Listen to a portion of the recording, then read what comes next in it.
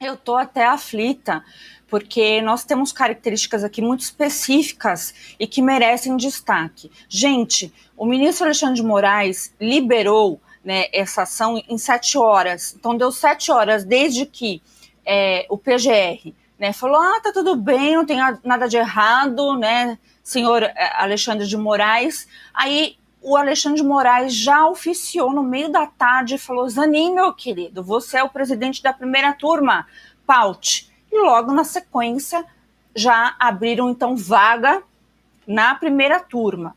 Estão prevendo, isso aí segundo eles, tá? Que será preciso de 3 sessões para fazer análise do recebimento dessas denúncias. Primeiro, pela multiplicidade de réus, segundo, pela multiplicidade de testemunhas.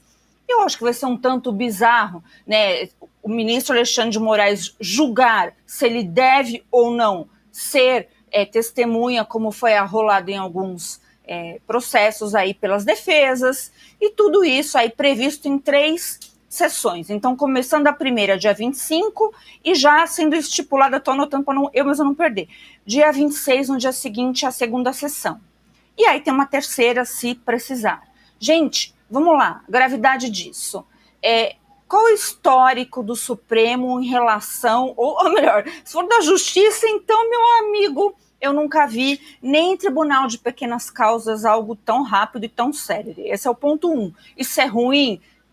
A Justiça não é como a capa da Revista Oeste, que tem o trabalho de uma semana com muito afinco e você produz uma capa. Não. A Justiça, quanto mais rápida também, né, pode atropelar o devido processo legal. Então, é óbvio que precisa-se de uma análise muito mais profunda. E a análise também mais profunda que precisa-se é justamente por conta das provas, da delação, da multiplicidade de réus, dos atos mencionados. Então, a narrativa de que do Mickey, sei lá, não vai colar, gente. Está preparado a condenação de todos esses réus, inclusive do presidente Bolsonaro.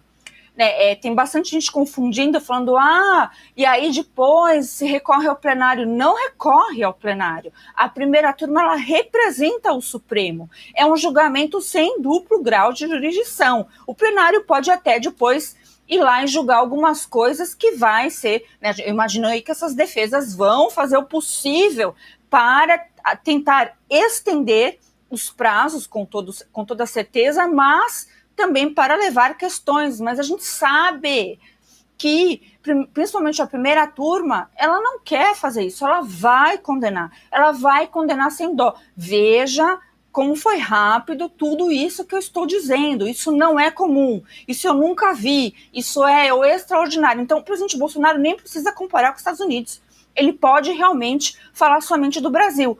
Só que tem um diferencial, nos Estados Unidos tiveram uma segunda chance de eleições, onde realmente a população respondeu. No Brasil, haverá esse tipo de eleição? Porque o processo eleitoral, na minha visão, está contaminado. Eu não estou falando somente de urna eletrônica, eu estou falando do processo eleitoral. Então, provavelmente, o Bolsonaro vai ser condenado e vai ser impedido de sair candidato. É a mesma situação dos Estados Unidos? Não é, gente, não é. Então, eu só estou trazendo isso tudo e colocando esse cenário porque nós temos que tratar isso com muito mais seriedade. A previsão aí dos ministros, né, que vazam lá para aquelas fontes as mesmas, elas já estão reproduzindo, é que o presidente Bolsonaro estará preso no final deste ano.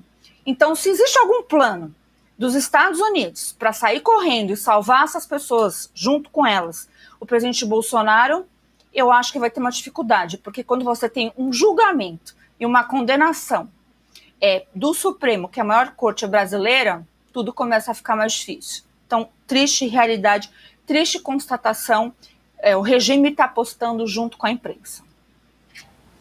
Eu quero pontuar mais uma coisa aqui, na verdade, um acréscimo, né? Já que a gente está falando da rapidez de piloto de Fórmula 1 aqui do Supremo, eu quero ler uma notícia de 2017, tá? Presta atenção nessa notícia aqui. O cenário era o seguinte, o PT, né, o Lula, estava reclamando do seu julgamento. Olha só a notícia, ó. Aspas, no dia 23 de agosto, chegou ao TRF4 a apelação de defesa de Lula contra a sentença de Moro. No início de dezembro, o desembargador Gebran Neto, relator da Lava Jato no tribunal, concluiu seu voto, mas não o tornou público.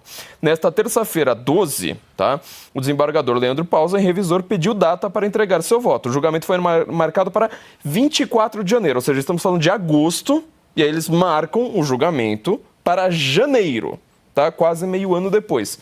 Qual que foi a reclamação? Preste atenção nessas aspas internas aqui, ó. Esperamos que a explicação para essa tramitação recorde seja a facilidade de constatar a nulidade do processo e a inocência de Lula. Desafia o defensor Cristiano Zanin Martins. Cristiano Zanin Martins, na época que era para condenar o Lula, reclamando de um processo de meio ano, falando isso é muito rápido.